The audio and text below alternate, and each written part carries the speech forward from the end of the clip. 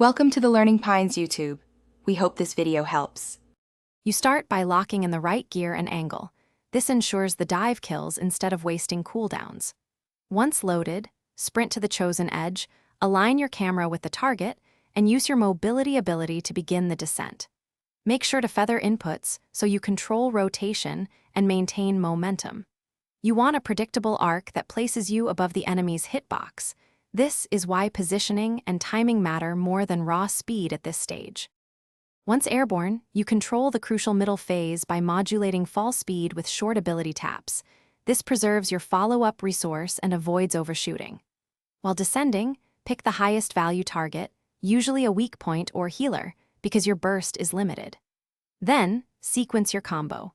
Prime the target with ranged debuff if available, and trigger your high damage skill a fraction of a second before impact so it lands on contact. This timing maximizes damage. On landing, you must commit. Unleash your area burst or execute skill instantly to capitalize on the dive's momentum and apply post-impact effects.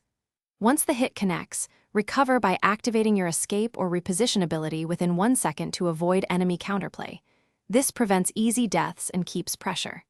If the dive fails, don't panic, conserve remaining cooldowns, retreat to cover, and approach from a different angle. That adjustment is the single most effective troubleshooting tip when dives go wrong. Thanks for watching. Consider subscribing if we helped you.